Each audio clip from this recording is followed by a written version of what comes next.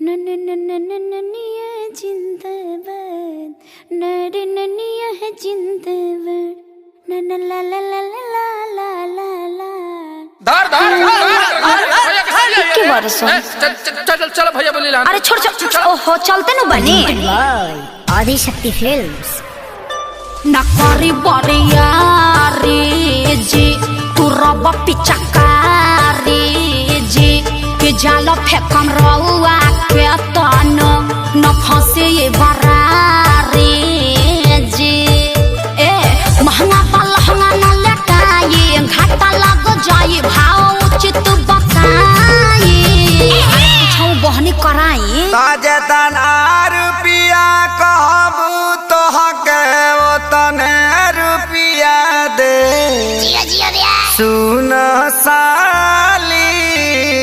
हो अब हवा कैसे पसेरी 2 रुपिया हो 2 रुपिया 2 रुपिया हो 2 रुपिया चोली रंगाई दे 2 रुपिया हो चोली रंगाई दे 2 रुपिया हो साया रंगाई पौने 2 रुपिया चोली रंगाई दे 2 रुपिया रे साया रंगाई पौने 2 रुपिया आया विवेक जी तनी बेंजू पेरी तो जो खपे चुकारी हिया से खोदी जन बताना जन जाइया जे जाते कि जाना वहाँ जाइया जे जाते तो हटे दोसरा के धनवा जन वहाँ जाइया जे जाते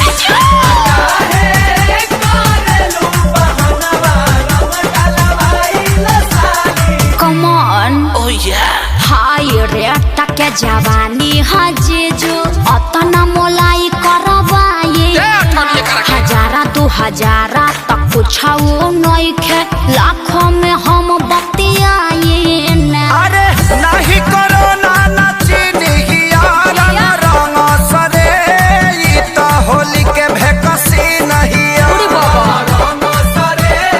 ई तो खपेरा मसी नहीं दोसर दुआर जाके देखी ओनिया रंग फेंकी छिट्टा माल ना भेटाई अरे कहता आधा काठा लिख दे हबखे अरे पूरा लिख दे बाकी डालब भर पे आरी खेत बेचवा बनबो का ब्यास तो तहार का जाता 2 रुपिया हो 2 रुपिया फिर उहे बात 2 रुपिया हो 2 रुपिया चोली रंगाई दे हो 2 रुपिया हो No. चोली रंगाई दे हो 2 रुपिया साया रंगाई पौने 2 रुपिया चोली रंगाई दे हो 2 रुपिया रे साया रंगाई पौने 2 रुपिया अरे जीजा जी हरा सोहरा है बारी सबके खजाना पर बहजी जहाँ तूने हम अरे कौन पाके फेंकता रे एकरा बहिन का बढ़िया देव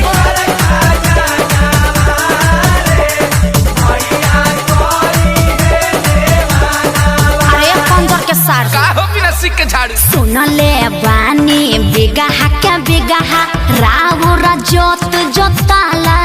जी बजट कुछाऊ बढ़ाई जीजा तबे रंगाई उच खाला जी खाली पैसा पैसा तू कइले बारू सुन साली हमारा अभिले ना कुछ रंगवइले बारू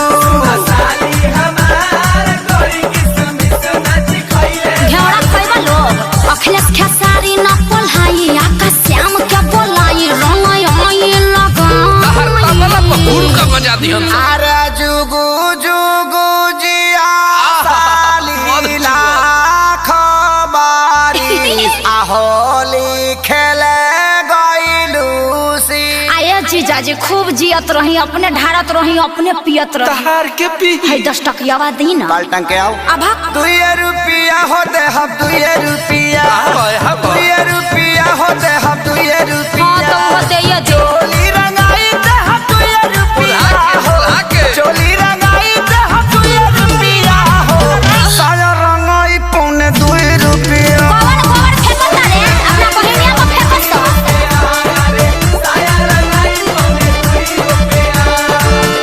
लहई चरनिया चोली किन के राज कर अपना हिट मशीन जीजा जी पर नाज कर।